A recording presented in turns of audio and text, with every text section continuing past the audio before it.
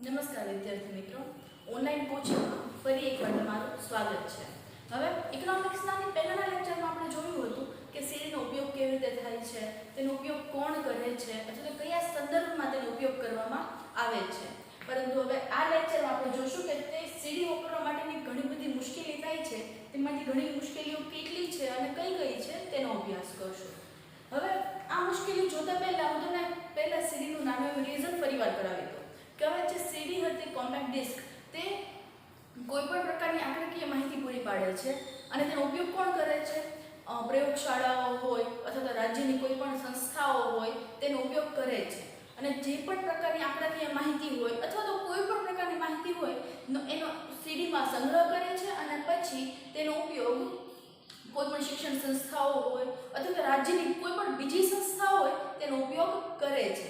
હવે આ સીડીમાં કેવા પ્રકારની માહિતીઓ હતી કે વસ્તી ગણતરીની માહિતી હોય અથવા તો સાક્ષરતાના દરની માહિતી હોય, પછી કોઈ પણ પ્રકારના જે ઉદ્યોગો હોય તેનો સર્વે કરવામાં આવ્યો હોય તેની માહિતી હોય, પછી NSSO એટલે કે નેશનલ સેમ્પલ સર્વે ઓર્ગેનાઇઝેશનની સીડી હતી તો તેની ઘણી બધી પ્રકારની માહિતી અંદર સ્ટોર એટલે કે તેનો સંગ્રહ કરવામાં આવતો હતો। આ ઉપરાંત તેમાં સીડી ઉપરાંત રાજ્ય સરકાર ઘણા બધા સોફ્ટવેર પણ બહાર પાડતી હતી, પરંતુ આ સોફ્ટવેર ઘણા બધા ખર્ચાળ હોવાથી તેનો ઉપયોગ કોઈ પણ કરી શકતું ન હતું અથવા તો તેનો ઉપયોગ મોટી કંપનીઓ, મોટા એકમો અથવા તો મોટી સંસ્થા, શિક્ષણ સંસ્થા હોય તેના દ્વારા તેનો ઉપયોગ કરવામાં આવતો હતો। તો હવે આ સીડી વાપરવા માટે ઘણી બધી મુશ્કેલી છે। જેમ આપણે કમ્પ્યુટર કે ઇન્ટરનેટની માહિતી લીધી હતી તો ત્યારે પણ તેના થોડાક નકારાત્મક પાસા હતા અથવા તેની ઘણી બધી ખામીઓ હતી, તેનો આપણે અભ્યાસ કર્યો હતો। પરંતુ આજે આપણે સીડી વાપરવા માટે એટલે કે સીડીનો ઉપયોગ તો છે ઘણા બધા, પણ થોડા ઘણા નકારાત્મક પાસા છે, કેટલીક તેની ખામીઓ છે, તેનો અભ્યાસ આપણે કરીએ છીએ। તો સૌથી પહેલું શું છે કે અર્થતંત્રની માહિતી આપતી સીડીમાં અનેક પ્રકારના આંકડાઓ આપવામાં આવેલા હોય છે। જેમાં આપણે પહેલા ઉદાહરણ જોયા હતા કે તેમાં વસ્તી ગણતરીની માહિતીની સીડી હોય છે।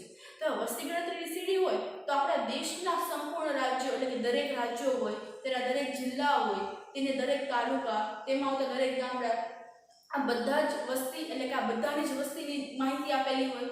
તો આ ઘણી બધી પ્રકારની માહિતીમાંથી આપણે ખાલી એક સ્પેસિફિક વસ્તુની માહિતી જોઈતી હોય તો તે જાણવી મુશ્કેલ છે। એટલે જ આપણો બીજો મુદ્દો છે કે તેમાં જરૂરી માહિતી શોધવાનું કાર્ય ખૂબ જ મુશ્કેલ હોય છે।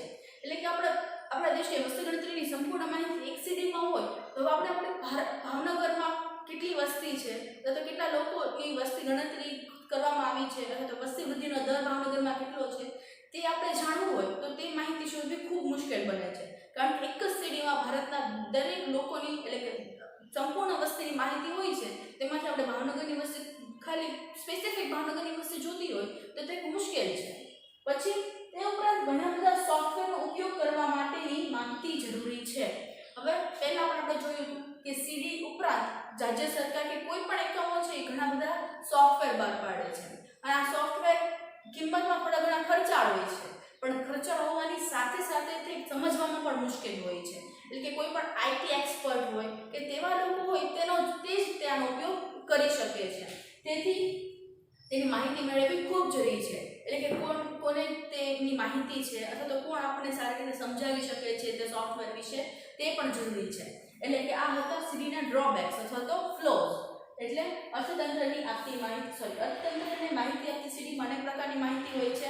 એટલે તે માહિતીમાંથી સ્પેસિફિક આપણા પસંદની માહિતી આપણે શોધી શકતા નથી અથવા તો તે શોધવાનું કાર્ય ખૂબ વધારે પડતું મુશ્કેલ હોય છે અને કેટલાક સોફ્ટવેરો હોય છે। હવે સોફ્ટવેર ખર્ચાળ તો હોય જ છે, પણ તેની સાથે સમજવામાં પણ મુશ્કેલ હોય છે, જેથી કરીને કોઈ આઈટી એક્સપર્ટ હોય અથવા તો ટેકનોલોજીનો સારો જાણકાર વ્યક્તિ હોય તે જ આપણને સમજાવી શકે છે અથવા તો તે સમજી શકે છે।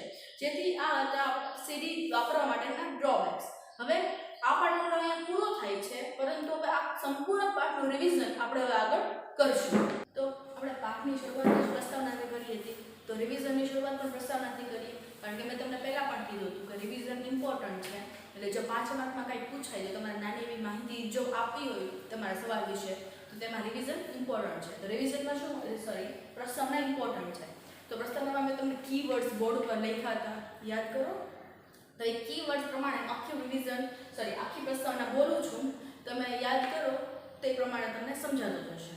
સૌથી પહેલાં તો અર્થતંત્રમાં ઘણી બધી આર્થિક પ્રવૃત્તિઓ કરવામાં આવે છે અને આ આર્થિક પ્રવૃત્તિઓ કોઈક ને કોઈક સાથે સંકળાયેલી હોય છે. હવે આ ઘટના આધારિત આપણે ઘણી બધી માહિતીઓ મળે છે અને આમાં ઘણી બધી માહિતીઓમાંથી કેટલીક માહિતીઓ આંકડાકીય પણ હોય છે. હવે આ આંકડાકીય માહિતીનું વિશ્લેષણ કરવામાં આવે છે અને તે વિશ્લેષણ કોઈ પણ સંસ્થા, નિષ્ણાંતો, પછી આંતરરાષ્ટ્રીય સંસ્થા, રાષ્ટ્રીય સંસ્થા, બેંક વગેરે દ્વારા કરવામાં આવે છે અને પછી જે વિશ્લેષિત માહિતી છે તેને સામાન્ય લોકો સુધી પહોંચાડવામાં આવે છે. હવે સામાન્ય લોકોને આવી વિશ્લેષિત અથવા તો ઘણી બધી આંકડાકીય માહિતીમાં રસ રહેતો નથી, તેથી આ માહિતીને ચિત્ર સ્વરૂપે રજૂ કરવામાં આવે છે. તે ચિત્ર કયા પ્રકારના હોઈ શકે? આકૃતિ અને આલેખ. ત્યારે તે કોઈ પણ વ્યક્તિ છે એટલે કે જેને આંકડાશાસ્ત્રનું અથવા તો અર્થશાસ્ત્રનું માહિતી ન હોય તે પણ આ સમજી શકે છે. તો આ હતી પ્રસ્તાવના. યાદ આવી ગઈ? તો હવે શું હતું? આપણે આકૃતિ અને આલેખ. તો હવે આકૃતિ એટલે શું હતી? સાવ નાની વ્યાખ્યા આપણે લખી હતી કે અવલોકિત માહિતીનું ચિત્ર દ્વારા રજૂઆત. હવે માહિતી કેવી હોવી જોઈએ? સ્વયં સ્પષ્ટ. પછી તેનો ચલ છે એ અસતત હોવો જોઈએ. હવે તેનો ઉપયોગ કોણ કરતું હતું? વિજ્ઞાપન સંસ્થાઓ, રાજ્ય સરકાર માહિતી આપવા માટે કરતી હતી અને તેમાં આપણે આકૃતિ દોરવા માટે એક સ્કેલ માપ જરૂરી હતું, પણ સ્કેલ માપ જરૂરી છે એટલે આપણે લખેલું હતું. અને હજી છેલ્લો પોઈન્ટ હતો કે જે આકૃતિ છે ને આપણે સાદા કાગળ ઉપર દોરી શકીએ છીએ. અને તેમાં હજી એક મુદ્દો હતો કે તેમાં અર્થશાસ્ત્રનું કે આંકડાશાસ્ત્રનું ઊંડું જ્ઞાન જરૂરી ન હોય તો પણ ચાલે. સમજાઈ ગયું આકૃતિ? હવે આલેખ. આલેખમાં શું હતું? અવલોકિત અસ્પષ્ટ માહિતીની ચિત્ર દ્વારા રજૂઆત. તો હવે અસ્પષ્ટ માહિતી છે એટલે કે માહિતી અસ્પષ્ટ હોવી જોઈએ. એટલે કે બીજો જ પોઈન્ટ શું આવશે કે આ સ્વયં સ્પષ્ટ માહિતી ન હોય. પછીનું આકૃતિમાં ચલ અસતત હતો તો આલેખમાં ચલ સતત હોવો જોઈએ. પછી આમાં ચોક્કસ પ્રકારનું સ્કેલ માપ જરૂરી છે. પછી આમાં આંકડાશાસ્ત્રનું ઊંડું જ્ઞાન પણ જરૂરી છે. હવે આમાં જે અસ્પષ્ટ માહિતી છે તેને સ્પષ્ટ બનાવવા માટે આંકડાશાસ્ત્રીય સાધનો મેં પહેલા પણ કીધું હતું કે મધ્યક, મધ્યસ્થ અને બહુલક જેવા સાધનોનો ઉપયોગ કરવામાં આવે છે. અને આલેખ આપણે દોરવો હોય તો હંમેશા ગ્રાફ પેપરમાં અથવા તો આલેખ પત્રમાં જ દોરવો જોઈએ. તો આ તમારો તફાવત પણ પાકો થઈ ગયો. અને આ ત્રણની શરૂઆત આપણે પહેલા કરી હતી. હવે એની પછી શું હતું કે આકૃતિ અને આલેખનું મહત્વ. શા માટે આકૃતિ અને આલેખ પર વધારે પડતું આ અર્થશાસ્ત્રીય હોય તે નિર્ભર રહે છે, અથવા તો કોઈ પણ વ્યક્તિને સમજાવવું હોય કે માહિતી આપવી હોય તો શા માટે આકૃતિ કે આલેખ પર વધારે જ ભાર આપવામાં આવે છે? તો તેનું મહત્વ જોઈએ. સૌથી પહેલું શું હતું કે સરળ અને સ્પષ્ટ. તે માહિતીને સરળ બનાવે છે અને સમજનાર પર તે માહિતી સ્પષ્ટ રીતે તે સમજી શકે છે.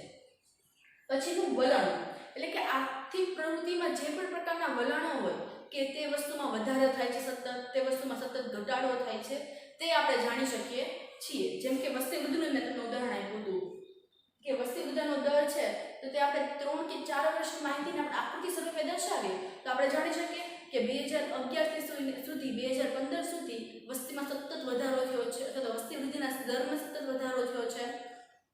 એની પછી છે ક્ષેત્રોના ફેરફારો. એટલે કે ઘણા બધા ક્ષેત્રોના આપણે આંકડાકીય માહિતીના આધારે ઘણા બધા આલેખ દોરી શકીએ છીએ અને તે દરેક આલેખ ઉપરથી અલગ અલગ માહિતી પણ મેળવી શકીએ છીએ અને દરેક માહિતીનો એક આલેખ પણ દોરી શકીએ છીએ. તો હવે દરેક ક્ષેત્રોમાં સમય મુજબ અથવા તો સ્થાન મુજબ કયા કયા ફેરફારો થાય છે તે આપણે જાણી શકીએ છીએ. એની પછી સરખામણી. હવે મેં તમને પહેલા પણ કીધું હતું કે સરખામણી છે ને બે વસ્તુ આધારિત થાય. એક તો સમય આધારિત થાય અને સ્થળ આધારિત થાય. હવે સમય આધારિત સરખામણીમાં શું હતું કે કોઈ પણ એક વસ્તુની 2 વર્ષની અથવા તો 2 કરતાં વધારે વર્ષની માહિતી લઈ અને આપણે આલેખ દોરીએ તો એ બધી 2 વસ્તુની આપણે સરખામણી કરી શકીએ. 2 સમય આધારિત અને સ્થળ આધારિત હતું તો 2 સ્થળ લેવાના અલગ અલગ. જેમ કે આપણે વસ્તીના આધારે સ્થળ જોઈએ તો ભારત અને ચાઇનાની સરખામણી કરી હતી કે 2011માં ભારતની વસ્તી કેટલી હતી અને ચાઇનાની વસ્તી કેટલી હતી. એની પછી સમય અને શક્તિ એટલે કે જે લખનાર છે અથવા તો આ જે આલેખ દોરનાર છે તેનો સમય બચે છે અને આલેખ વાંચનાર અથવા તો આલેખ સમજનાર તેની શક્તિ બચે છે. કારણ કે જે માહિતી છે તે સ્પષ્ટ આલેખ સ્વરૂપે આપણે દર્શાવેલી છે. ફક્ત આપણે એકવાર નજર કરીએ તો પણ આપણને ખબર પડે કે વસ્તી સતત વધી છે અથવા તો કોઈ પણ વસ્તુનું ઉત્પાદન અથવા તો વેચાણ ખૂબ જ વધ્યું છે કે ઘટ્યું છે. એની પછી છે અઘરા સિદ્ધાંતો એટલે કે અર્થતંત્રમાં અથવા અર્થશાસ્ત્રમાં ઘણા બધા એવા કોન્સેપ્ટ આવે છે કે તેનો આપણો અભ્યાસ જરૂરી બને છે. હવે જો આ અઘરા કોન્સેપ્ટ છે તેને આપણે આલેખની મદદથી સમજાવીએ અથવા તો સમજીએ તો તે સરળ બને છે. જેમ કે આપણે પહેલા પણ જોયું હતું કે માંગનો નિયમ હોય કે પુરવઠાનો નિયમ હોય તો જો તમે આલેખ દ્વારા સમજો તો તમને સમજાઈ પણ જલ્દી જશે અને તમે તે યાદ પણ હવે આ હતું આકૃતિક આલેખનું મહત્વ. હવે આકૃતિક આલેખનું મહત્વ તો ખબર છે, પણ આપણે દોરીએ ત્યારે ઘણી બધી એવી વસ્તુ છે કે આપણે ધ્યાન રાખવી જોઈએ. નહીંતર તે આલેખ છે એ સરખી રીતે દોરાય નહીં, અથવા તો જે સમજનાર છે તેની પર તેનો સારો પ્રતિભાવ અથવા તો પ્રભાવ પડે નહીં. તો તે વાંચવા તે ધ્યાન રાખવાની બાબતો 6 પોઈન્ટ હતા, તે જોઈએ. સૌથી પહેલા તો પસંદગી, એટલે કે માહિતીના આધારે તે આલેખની પસંદગી કરવી જોઈએ કે કેવા પ્રકારની માહિતી છે તેના આધારે આપણે આલેખ અને આકૃતિની પસંદગી કરવી જોઈએ. જો સરખી આ પસંદગી ન કરી હોય તો પણ કોઈક વાર એવું બને કે આપણે આલેખ સમજી શકીએ નહીં. જેમ કે આપણને એક જ ચલના એક જ વિભાગની માહિતી આપી હોય તો આપણે સ્તંભ આકૃતિ દોરી શકીએ છીએ, અથવા તો જો 2 વિભાગોની માહિતી આપી હોય તો પાસની સ્તંભ આકૃતિ દોરી શકીએ છીએ. પછીનું છે સ્પષ્ટતા, એટલે કે આપણે સ્પષ્ટ રીતે દર્શાવવું જોઈએ કે કઈ વસ્તુની આપણે માહિતી આપીએ છીએ અને તો કઈ વસ્તુનો આપણે આલેખ દોરીએ છીએ. એટલે કે જે માહિતી છે એ સ્પષ્ટ હોવી જરૂરી છે. હવે સ્પષ્ટ માહિતીમાં આપણે આકૃતિમાં તો કઈ પ્રશ્ન નથી, કારણ કે તે સ્વયં સ્પષ્ટ માહિતી હોય છે, પરંતુ આલેખમાં તે માહિતી અસ્પષ્ટ હોય છે. તેને સૌથી પહેલા આપણે સ્પષ્ટ બનાવવી પડે છે. એની પછી શું છે સ્કેલ માપ. આકૃતિમાં સ્કેલ માપ જોવે છે, પરંતુ આલેખમાં જરૂરી અને ચોક્કસ સ્કેલ માપ હોવું જોઈએ. એટલે કે આપણે 2 ચલ વચ્ચેનો જે અંતર છે તેના આધારે આપણે ચલને આધારે આપણે સ્કેલ માપ દોરી શકીએ છીએ, અથવા એટલું સ્કેલ માપ આપણે રાખવું જોઈએ. હવે ધરી એટલે જે ગ્રાફ પરની x ધરી હોય છે અને y ધરી હોય છે, અથવા તો x અક્ષ અને y અક્ષ. હવે આ બંને વચ્ચે આપણે કે બંને છે તેનું યોગ્ય નિરૂપણ કરવું જોઈએ કે x અક્ષ છે એ સ્વતંત્ર, તેમાં હંમેશા સ્વતંત્ર ચલ દર્શાવવું જોઈએ, અને y અક્ષ હોય તેની ઉપર હંમેશા પરતંત્ર ચલ દર્શાવવું જોઈએ. એટલે કે સ્વતંત્ર ચલમાં શું આવે, સમય હોય, વર્ષ હોય, સ્થાન એટલે કે પ્રદેશો હોય, તે બધી વસ્તુ છે એ x અક્ષ ઉપર હોય, અને જેનું આપણે આલેખ દ્વારા નિરૂપણ કરીએ છીએ. એટલે કે વસ્તીનો આલેખ હોય, વસ્તી દરનો આલેખ હોય, વસ્તી વૃદ્ધિ દરનો આલેખ હોય, પછી કોઈ પણ ઉત્પાદન છે તેના એકમો અથવા તો તેના વેચાણનો આલેખ હોય, તો તે બધી જ વસ્તુ આપણે y ધરી અથવા તો y અક્ષ ઉપર દર્શાવવી જોઈએ. ધરી પછી છે માહિતીનો સ્ત્રોત. હવે આપણે ઘણી બધી ટેકનોલોજીકલ રીતે કઈ રીતે માહિતી મેળવી શકીએ છીએ તે જોયું. તો આ માહિતીનો સ્ત્રોત વિશ્વસનીય હોવો જોઈએ. એટલે કે વિશ્વસનીય અને જે સાચી સાઇટ, વેબસાઇટ હોય અથવા તો સાચી સંસ્થા હોય, સાચા નિષ્ણાંતો એટલે કે જે ચોક્કસ નિષ્ણાંતો હોય તેના પાસેથી જ આપણે માહિતી મેળવવી જોઈએ, જેથી કરીને આપણે જો આલેખ કે આકૃતિ દ્વારા કોઈ પણને સમજાવીએ તો તે માહિતી સ્પષ્ટ અને સાચી પણ હોય.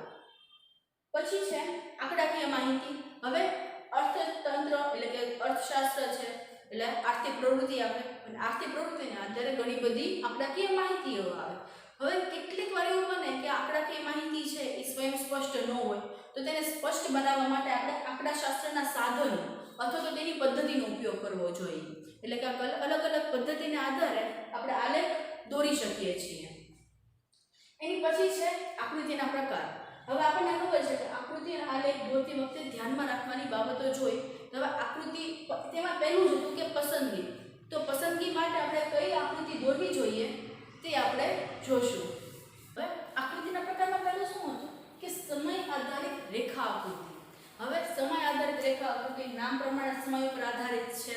તો આમાં કેવું આપણે ગ્રાફ દોરતા હતા કે આપણને જે ચલની માહિતી આપવામાં આવતી હતી તેના આધારે આપણે x અને y ધરી ઉપર માહિતીના જે પ્રમાણે માહિતી આવતી તેના ડોટ્સ એટલે કે જે બિંદુ હતા તે મૂકતા, અને પછી તે બિંદુને જોડતી એક રેખા પસાર કરતા. તેના આધારે તે સમય આધારિત રેખા આકૃતિનું નામ હતું. હવે તેમાં આપણે x ધરી ઉપર શું લખવું, y ધરી ઉપર શું લખવું તેની પણ આપણે સ્પેસિફિક રીતે ચર્ચા કરી હતી. હવે બીજું શું છે સ્તંભ આકૃતિ. હવે સ્તંભ આકૃતિ એટલે પહેલા તો શું હતું કે જે આપણને ચલના વર્ગની માહિતી આપવામાં આવતી હતી તેના આધારે આપણે જે માહિતીના મૂલ્યો હતા તેના આધારે આપણે સ્તંભ દોરતા હતા x અક્ષ ઉપર, અને તેના આધારે આપણને માહિતી મળતી હતી. હવે આ જે સ્તંભ આકૃતિ છે તેના 3 પ્રકાર હતા. સૌથી પહેલા તો હતું સાદી સ્તંભ આકૃતિ, બીજી હતી વિભાજિત સ્તંભ આકૃતિ, અને ત્રીજી હતી પાસપાસીની સ્તંભ આકૃતિ. હવે સાદી સ્તંભ આકૃતિમાં શું હતું કે એક જ ચલના એક જ વર્ગની માહિતી આપી હોય તો એ પ્રમાણે આપણે દરેક માહિતીને એક એક સ્તંભ અલગ અલગ ઊંચાઈને જોતા તેની માહિતી પ્રમાણે. હવે પાસપાસીની સ્તંભ આકૃતિમાં શું હતું કે આપણને એક ચલના 2 વર્ગોની માહિતી આપવામાં આવતી હતી. તો 2 વર્ગોના આધારે આપણે એક જ માહિતી ઉપર 2 સ્તંભ દોરતા હતા. જેમ કે જાન્યુઆરી ફેબ્રુઆરી ઉત્પાદન આપ્યું હોય તો જાન્યુઆરી ફેબ્રુઆરી છે તેના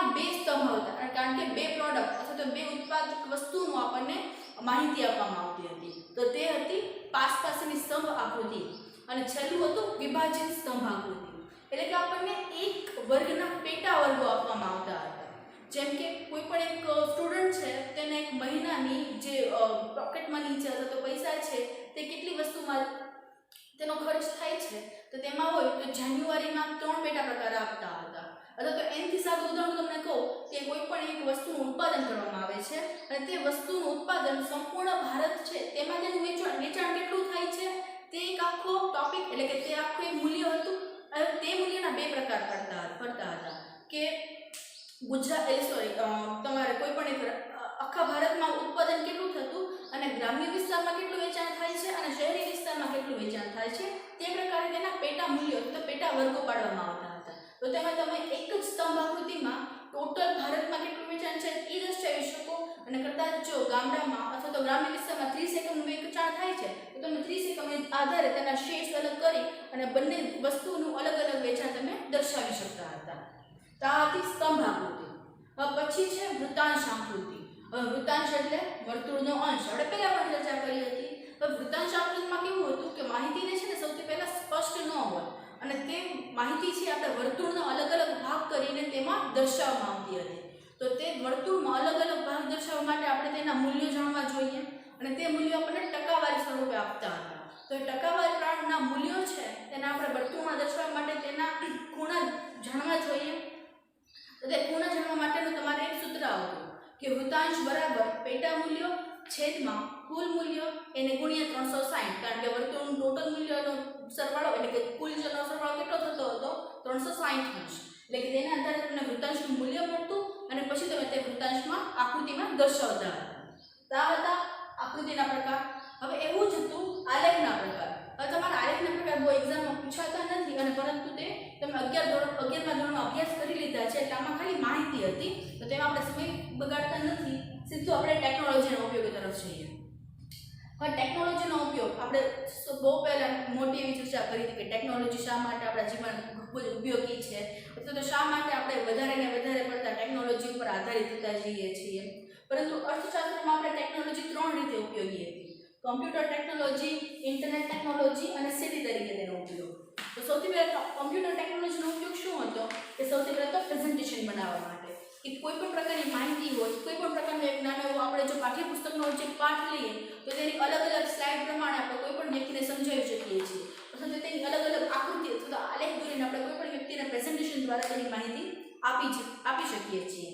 પછી હતું એક્સેલ શીટ એટલે કે માઇક્રોસોફ્ટની એક્સેલ શીટ. હવે એક્સેલ શીટમાં શું હતું કે કોઈ પણ પ્રકારની આંકડાકીય માહિતી છે તેના સરવાળા, પછી તેની સરાસરી હોય, તેના વૃત્તાંશ, તેની સરાસરી સરવાળા બધી જ વસ્તુ આપણે જાણી શકતા હતા. તેથી તેનો ઉપયોગ આપણે એક્સેલ શીટમાં કરતા હતા. હવે આકૃતિ કે આલેખ દોરવા માટે તો માઇક્રોસોફ્ટ વર્ડ અથવા તો એક્સેલ ઉપર આપણે કોઈ પણ આંકડાકીય માહિતીના કોઈ પણ પ્રકારના આલેખ અથવા તો આકૃતિ દોરી શકીએ છીએ. પછી છે સામગ્રીને સાચવવા માટે. હવે જે પહેલાં આપણે ટેકનોલોજીનો એટલો બધો ઉપયોગ થતો નહીં ત્યારે આપણે અર્થશાસ્ત્રના કોઈ પણ ટોપિક હોય અથવા તો કોઈ પણ વિષયના કોઈ પણ ટોપિક હોય, કોઈ પણ મુદ્દા હોય, કોઈ પણ પાઠ હોય તેને આપણે ચોપડીમાં અથવા તો આપણા પાઠ્યપુસ્તકમાં હતા. પરંતુ હવે આમાં એક ડ્રોબેક હતો કે તેમાં આ માહિતી જે પુસ્તકોમાં રાખવામાં આવે તો તે વસ્તુ રાખવા માટેની જગ્યા હોય તેની આપણી પાસે ખામી રહેતી અથવા તો તે વસ્તુ પર જલ્દીથી ભેજ લાગી જતો, તેમાં જીવત થતી. આવા ઘણા બધા જે કારણો હતા તેના આધારે આપણે તે વસ્તુનું એટલે કે ચોપડીમાં અથવા તો પાઠ્યપુસ્તકમાં સાચવતા ન હતા. તો હવે કોમ્પ્યુટરવાળી ટેકનોલોજી છે તેમાં આપણે કોઈ પણ વસ્તુનો ગમે તેટલો આપણે સંગ્રહ કરવો હોય, કોઈ પણ ટોપિક હોય, કોઈ પણ ફાઇલ હોય તેમાં આપણે સંગ્રહ કરતા. તેની થોડી ઘણી એપ્લિકેશન્સ પણ હતી જેમ કે ડ્રોપબોક્સ હતી, ગૂગલ ડ્રાઈવ હતી, પછી હજી એક હતી ડિજીલોકર. તેમાં આપણે આપણા ઇમ્પોર્ટન્ટ ડોક્યુમેન્ટ્સ હોય તેમાં સાચવતા હતા. હવે અન્ય સાધનોમાં ઘણા બધા અલગ અલગ સોફ્ટવેર આવે કે તેમાં આપણે માહિતીને સ્ટોર કરી શકીએ છીએ અથવા તો માહિતી તેમાંથી મેળવી શકીએ છીએ. પરંતુ આવા ઘણા બધા સોફ્ટવેર છે ઘણા મોંઘા હોય છે જેથી કરીને તેનો ઉપયોગ મોટી સંસ્થા હોય, મોટા એકમો હોય તે જ કરી શકે છે. પરંતુ ઘણા બધા એવા સસ્તા અથવા તો વિનામૂલ્યે આપણને સોફ્ટવેર મળી રહે છે જેમાં તમે ગ્રેટર આવતા અથવા તો આ નામના સોફ્ટવેર હતા તે આમાં મળી રહેતા હતા. તો કોમ્પ્યુટર વિશેની ટેકનોલોજીનું જ્ઞાન મળી ગયું. હવે એની પછી છે ઇન્ટરનેટ. એમાં સૌથી પહેલો ટ્યુટોરિયલ એટલે કે માર્ગદર્શન મેળવવા માટે આપણે કોઈ પણ એક્સપર્ટ હોય, કોઈ પણ નિષ્ણાંતો હોય, તેના ઘણા બધા લેખ હોય, તેના જર્નલ્સ હોય, તેના આધારે આપણે તેની માહિતી મેળવી શકતા હતા. પછી બીજું છે ત્વરિત શિક્ષણ એટલે કે ઓનલાઈન ટીચિંગ મેળવવા માટે, એટલે કે ઘર બેઠા તમે ક્લાસરૂમ જેવું વાતાવરણ દ્વારા તમે ભણી શકો છો. પછી થર્ડ છે વાંચન સામગ્રી. હવે આપણે અત્યારે ઘણી બધી લાઇબ્રેરી છે તે, પરંતુ આપણી પાસે ઈ લાઇબ્રેરીનો પણ એક ઓપ્શન મળે છે. તેમાં ઘણી બધી ઈ બુક્સ હોય, પીડીએફ્સ હોય, પછી ઈ જર્નલ્સ હોય, તે બધી માહિતીનો આપણે વાંચન સામગ્રી તરીકે ઉપયોગ કરી શકીએ છીએ. પછી છે વિવિધ માહિતી મેળવવા માટે. હવે વાંચન સિવાયની ઘણી બધી માહિતી હોય છે, જેમ કે દાખલા તરીકે તો આપણે પહેલાં મેં તમને ઉદાહરણ આપ્યું કે આપણા ભારત દેશમાં કેટલીક એવી યુનિવર્સિટી છે અથવા તો કેટલીક એવી સંસ્થાઓ છે કે જે અર્થશાસ્ત્રનો મેઇન સબ્જેક્ટ તરીકે અભ્યાસ કરાવે છે. તો આ મેઇન સબ્જેક્ટ તરીકે અભ્યાસ કરાવતી સંસ્થાઓ કેટલી છે તે આપણે સર્ચ કરવું હોય તો ઇન્ટરનેટ દ્વારા આપણે સર્ચ શક્ય બને છે. એની પછીનું છે અન્ય માહિતી મેળવવા માટે. હવે આવા પ્રકારની અન્ય ઘણી બધી માહિતી હોય, જેમ કે આપણા પાઠ્યપુસ્તક છે એના જ આધારે માહિતી લઈએ. હવે આપણે થોડું ઘણું વધારે પડતું ઊંડું જ્ઞાન એ વસ્તુ વિશે મેળવવું છે તો આપણે સીધું તે વસ્તુ વિશે સર્ચ કરશું. તો તેમાં ઘણા બધા એક્સપર્ટ્સ, નિષ્ણાંતો, એ ઘણી બધી એવી વેબસાઇટ હોય તેના આધારે આપણે અન્ય કોઈ માહિતી મેળવી શકતા હતા. હવે છેલ્લું છે આંકડાકીય માહિતી. હવે અર્થતંત્ર, અર્થશાસ્ત્ર, આર્થિક પ્રવૃત્તિ, આંકડાકીય માહિતી જરૂરી જ છે અને ઘણી બધી પણ આવે છે. તો હવે ઇન્ટરનેટ દ્વારા આપણે વસ્તી વૃદ્ધિની માહિતી હોય, સાક્ષરતાની માહિતી હોય, બેરોજગારીની જે સર્વે કર્યો હોય તેની માહિતી હોય, કોઈ પણ વસ્તુના ઉત્પાદન હોય, તેનું વેચાણ હોય, એટલે ઉત્પાદનનો સ્કેલ કેટલો છે, તે બધી જ પ્રકારની આંકડાકીય માહિતી છે આપણે ઇન્ટરનેટ દ્વારા આસાનીથી મળી શકે છે. કોઈ પણ સર્ચ એન્જિન ઉપર આપણે કાંઈ પણ વસ્તુ સર્ચ કરીએ તો તેની બધી જ માહિતી આપણને આસાનીથી મળી શકે છે. હવે આ બધી માહિતી આપણે વિશ્વસનીય વેબસાઇટ્સ પરથી મેળવવી જોઈએ, જેમાં આપણે WHO હતી, UNO સંસ્થા હતી, પછી CSO central statistical organisation, NSSO national sample survey organisation, world bank હોય, RBI હોય. RBIમાં શું હતું કે બેંક વિશેની કોઈ પણ બેંક વિશેના કોઈ પણ પ્રકારના વ્યાજના પર્સન્ટેજ આપણે જાણવા હોય અથવા તો ઇન્ટરેસ્ટ કોઈ પણ વસ્તુ જાણવું હોય તો આપણે તે બેંકની માહિતી પરથી મેળવી શકતા હતા. તો આ હતો ઇન્ટરનેટનો ઉપયોગ. હવે છેલ્લું હતું સીડી એટલે કે કોમ્પેક્ટ ડિસ્કનો ઉપયોગ. તો સૌથી પહેલાં તો આ બનાવે છે કોણ? કોઈ પણ પ્રકારના અભ્યાસ કરતી સંસ્થાઓ હોય તે કદાચ આવી સીડીઓ બહાર પાડે છે. પછી પ્રયોગશાળાના નિષ્ણાંતો હોય, તો રાજ્ય સરકાર હોય, આવી અનેક પ્રકારની સીડી બહાર પાડે છે. અને તે કોની માટે હોય છે? કોઈ પણ પ્રકારની શિક્ષણ સંસ્થાઓ હોય, કોઈ પણ પ્રકારના એકમો હોય તેની માટે આ સીડી બનાવવામાં આવે છે. હવે આ સીડીમાં હતું શું કે વસ્તી વૃદ્ધિના દરની માહિતી હોય, વસ્તી વૃદ્ધિની સીડી હોય, પછી કોઈ પણ પ્રકારના દેશની બીજી બધી આર્થિક પ્રવૃત્તિ હોય તેની સીડી હોય, ઉદ્યોગોના સર્વે કરવામાં આવ્યા હોય તો તેની સીડી હોય. આ બધી અલગ અલગ પ્રકારની સીડી હતી. અને આ ઉપરાંત આપણને ઘણા બધા સોફ્ટવેર પણ આપવામાં આવતા હતા. તો આ બધી જ માહિતી સીડીમાં આપણે સ્ટોર કરી શકીએ છીએ. તો સીડીમાંથી જ આપણે આંકડાકીય માહિતીનો અભ્યાસ કરી શકીએ છીએ. તો આપણો સંપૂર્ણ પાઠ હતો આલેખ અને આકૃતિ વિશે. તો સૌથી પહેલો પાઠ તો આપણો શું હતો? આકૃતિ અને આલેખ, તેના પ્રકારો હોય, કેવી રીતે દોરવું તે હતો. અને આપણા પાઠનો બીજો પાઠ શું હતો કે ટેકનોલોજીનો ઉપયોગ અર્થશાસ્ત્રમાં કેવી રીતે થાય છે. તો આ બધી જ વસ્તુનો આપણે સરખી રીતે અભ્યાસ કર્યો અને આખો લેક્ચર આપણે રિવિઝન પણ કર્યું. તો હવે તમારે જે પણ ક્વેરી હશે, કોઈ પણ પ્રકારની પ્રશ્ન હશે એ હવે સોલ્વ થઈ ગયા હશે તેવું હું માનું છું. તો આજના લેક્ચર પૂરતું આટલું જ છે. અને પછીનો લેક્ચર આપણે બીજા જ પાઠથી જે ખૂબ જ વધારે પડતો ઇન્ટરેસ્ટિંગ છે તેનાથી આપણે આપણા લેક્ચરની શરૂઆત કરીશું. અત્યાર સુધી આટલું જ છે. Thank you.